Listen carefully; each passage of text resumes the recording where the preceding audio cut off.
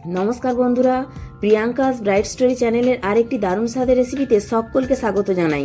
আজ হাজির হয়েছি মসুর ডালের সঙ্গে দুটো ডিম মিশিয়ে দারুণ টেস্টি একটা রেসিপি নিয়ে। আশা করছি আপনাদের খুব ভালো লাগবে। তো আমি অনুরোধ করব একটি লাইক দিয়ে ভিডিওটি দেখতে শুরু করার। আর প্রিয়াঙ্কাস ব্রাইট স্টোরি চ্যানেলে নতুন বন্ধু হয়ে থাকলে চ্যানেলটি সাবস্ক্রাইব করে সম্পূর্ণ ভিডিওটি দেখতে থাকুন। থাকবে অনেক টিপস অ্যান্ড ট্রিক্স। এখানে আমি 200 গ্রাম মসুর ডাল নিয়েছি। ডালটিকে প্রথমে 5 থেকে 6 বার জল পাল্টে পাল্টে ভালো করে ধুয়ে নিয়েছি। এবার মসুর ডালটিকে ভিজিয়ে রাখবো আধ ঘন্টার জন্য। আধ ঘন্টা পর ডাল ভালো করে ভিজে গেছে। এবার একটি ছাঁকনিতে ডালটাকে ছেঁকে নেব, জলটা ভালো করে ঝরিয়ে নেব। ডাল থেকে ভালো করে জল ঝরে গেলে এবার একটা বড় পাত্রের মধ্যে সমস্ত ডালটাকে নিয়ে নিচ্ছি। এবার এর মধ্যে দিয়ে দিচ্ছি একটা মাঝারি সাইজের পেঁয়াজ কুচি, 1/2 ইঞ্চি পরিমাণ গ্রেট করা আদা, 6 থেকে 7টা রসুন গ্রেট করা, 2টো কাঁচা লঙ্কা, 1/2 চামচ হলুদ গুঁড়ো, 1/2 চামচ লাল লঙ্কার গুঁড়ো, 1/2 চামচ গরম মশলা গুঁড়ো। এখানে আমি এবার 2টো ডিম ভেঙে মিশিয়ে দিলাম। এবার এই সমস্ত কিছুকে একটা মিক্সি জারের মধ্যে ভরে নিচ্ছি। এই সমস্ত উপকরণকে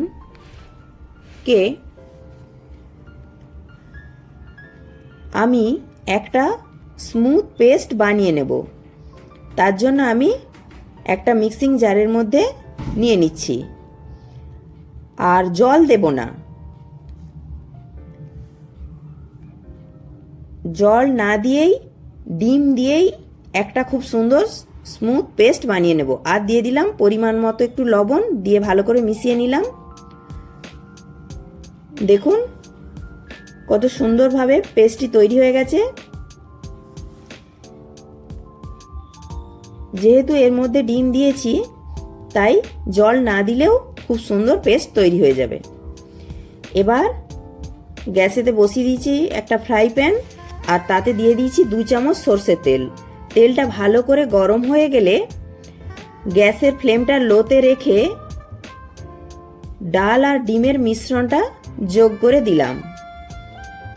এবার একটা খুন্তি দিয়ে ওপরের দিকটা ভালো করে প্লেন করে দিচ্ছি।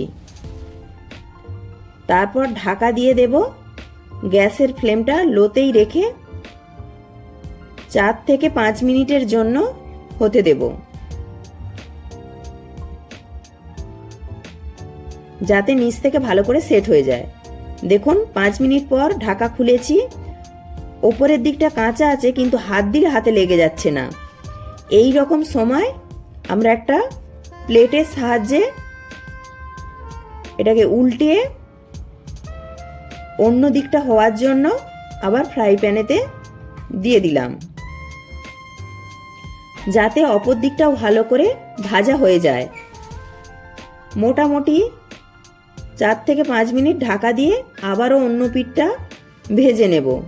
গ্যাসের ফ্লেমটা লোতেই রেখেছি। দেখুন 4 থেকে 5 মিনিট পর এটা খুব সুন্দরভাবে সেট হয়ে গেছে দুই দিকটাই।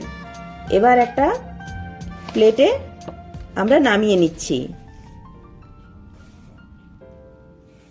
দেখুন খুব সুন্দরভাবে দুই দিক থেকেই ভাজা হয়ে গেছে।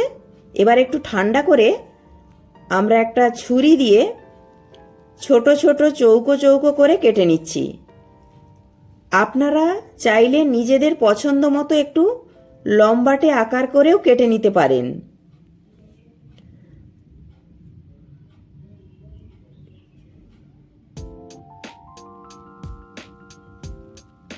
দেখুন আমি ছুরি দিয়ে এইভাবে একটু ছোট ছোট করেই কেটে নিচ্ছি।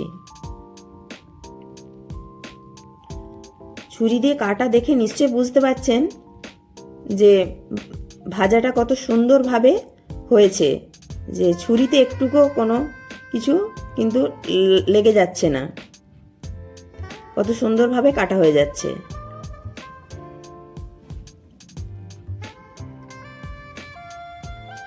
এইভাবেই আমি মসুর ডালের ধোঁকা তৈরি করে নিলাম। এই রকম ডিম দিয়ে তৈরি মসুর ডালের ধোঁকাগুলো কিন্তু স্পঞ্জি নরম তুলতুলে তৈরি হয়। দেখুন কত সুন্দরভাবে তৈরি হয়েছে। এবার একটি গ্যাসে কড়া বসিয়ে দিয়েছি, তাতে দিয়ে দিয়েছি 2 চামচ সর্ষের তেল আর দিয়ে দিলাম অল্প পরিমাণ লবণ। এবার ডুমো ডুমো করে কেটে নেওয়া 2টো মাঝারি সাইজের আলু যোগ করে দিচ্ছি। আলুটাকে একটু লালচে করে ভেজে নেব। এই পর্যায়ে একটু ঢাকা দিয়ে দিয়ে ভেজে নিচ্ছি, তাতে করে আলু বেশ তাড়াতাড়ি নরম হয়ে যায় আর সুন্দরভাবে ভাজাও হয়ে যায়। দেখুন আলুগুলো ভাজা হয়ে গেছে, এবার নামিয়ে নিচ্ছি।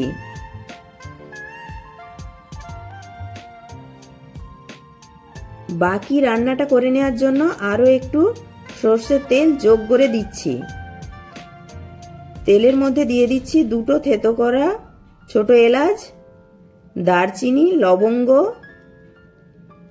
তেজপাতা, একটা শুকনো লঙ্কা, হাফ চামচ গোটা জিরে। এবার ফোড়নটাকে কয়েক সেকেন্ড ভেজে নিচ্ছি। এবার ওতে দিয়ে দিচ্ছি একটা বড় সাইজের পেঁয়াজ কুচি। আমি এখানে বড় সাইজের একটা পেঁয়াজ কুচি যোগ করেছি। মাঝারি সাইজের হলে 2টো পেঁয়াজ যোগ করে দেবেন। পেঁয়াজটাকে একটু 2 থেকে 3 মিনিট ভাজা ভাজা করে নিয়ে ওতে দিয়ে দেব 1 চামচ মিহি করে গ্রেট করা রসুন, 1 চামচ মিহি করে গ্রেট করা আদা।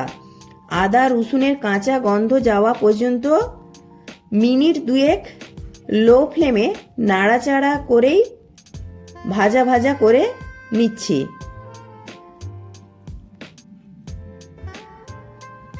তারপর গ্যাসের ফ্লেমটা লোতেই রেখে যোগ করে দিচ্ছি কিছু গুঁড়ো মশলা, যেমন হাফ চামচ হলুদ গুঁড়ো, হাফ চামচ লাল লঙ্কার গুঁড়ো, হাফ চামচ জিরে গুঁড়ো, হাফ চামচ ধনে গুঁড়ো, 1 চামচ কাশ্মীরি লঙ্কার গুঁড়ো, যাতে করে রান্নার রঙটা সুন্দর হয়।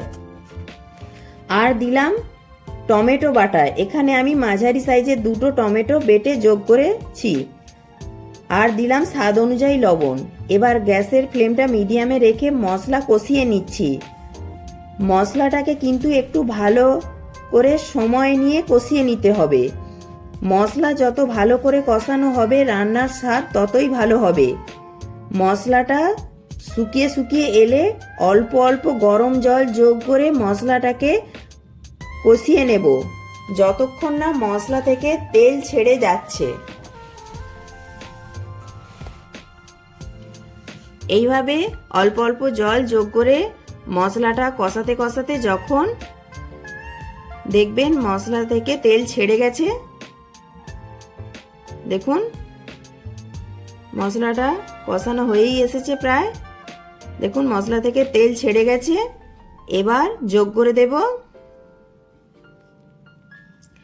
ভেজে রাখা আলু। আর মশলাটা থেকে খুব সুন্দর গন্ধও বেরোতে শুরু হয়েছে। আলুর সঙ্গে মশলাটাকে আরও 2-3 মিনিট কষিয়ে নেব। আলু আর মশলা কষাতে কষাতে দেখুন মশলা বেশ শুকিয়ে এসেছে। এই পর্যায়ে যোগ করে দেব গরম জল। অবশ্যই জলটা গরম জলই দিতে হবে। গরম জল দিলে রান্নার টেস্ট ভালো হয়। জলের পরিমাণটা একটু বেশি দিতে হবে, যেহেতু ডালের ধোঁকা ও আলু বেশ ঝোল টেনে নেয়। এবার জল ফুটে গেছে, ওতে দিয়ে দিচ্ছি 4টে কাঁচা লঙ্কা আর ধোঁকাগুলো।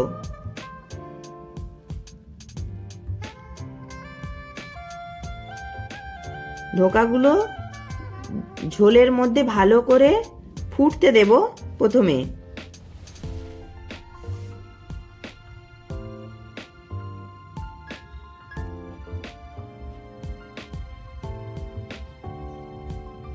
এবার যোগ করে দেব পরিমাণ মতো লবণ দিয়ে সমস্ত কিছু ভালো করে মিশিয়ে নেব। এবার ঢাকা দিয়ে মিডিয়াম ফ্লেমে রেখে দেব 5 থেকে 6 মিনিট জন্য। 5 থেকে 6 মিনিট পর ঢাকা খুলে দিচ্ছি। দেখুন, প্রথমে আলু সেদ্ধ হয়েছে কিনা চেক করে নেব। দেখুন, আলু খুব সুন্দরভাবে সেদ্ধ হয়ে গেছে আর ধোকাগুলো কত সুন্দরভাবে ফুলে গেছে। ঝোল সুন্দরভাবে টেনে নিয়েছে, ঝোলটাও কিন্তু ঘন হয়ে গেছে অনেকটাই। এবার দেব টেস্টের ব্যালেন্সের জন্য অল্প একটু চিনি আর দেব হাফ চামচ গরম মশলা গুঁড়ো, 1 মুঠো ধনে পাতা কুচি দিয়ে ভালো করে মিশিয়ে নিলাম। আপনারা চাইলে এই পর্যায়ে 1 চামচ ঘিও যোগ করতে পারেন, তবে আমি ঘি যোগ করছি না, এমনিতেই কিন্তু এটা খেতে দুর্দান্ত হয়। এবার জাস্ট 1 মিনিটের মতো লো ফ্লেমে রান্না করার পর গ্যাস অফ করে আরও 4 থেকে 5 মিনিট স্ট্যান্ডিং টাইমে রাখবো।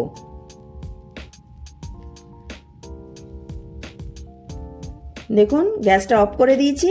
এবার ঢাকা দিয়ে দিচ্ছি 4 থেকে 5 মিনিটের জন্য। 4 থেকে 5 মিনিট পর দেখুন আমাদের মুসুর ডালের ধোঁকা কিন্তু একদম রেডি পরিবেশন করার জন্য। কতটা লোভনীয় হয়েছে দেখুন, খেতেও কিন্তু দুর্দান্ত হয়। আশা করছি আমার আজকের এই রেসিপিটি আপনাদের ভালো লেগেছে। ভালো লাগলে অবশ্যই একটি লাইক করবেন আর বন্ধুদের সাথে প্রচুর শেয়ার করবেন আর কমেন্টে জানাতে ভুলবেন না আজকের রেসিপিটা আপনাদের কেমন লাগলো। আর আমার চ্যানেল এখনো না সাবস্ক্রাইব করা থাকলে চ্যানেলটি সাবস্ক্রাইব করার অনুরোধ রইল। প্রত্যেকে ভালো থাকবেন, সুস্থ থাকবেন।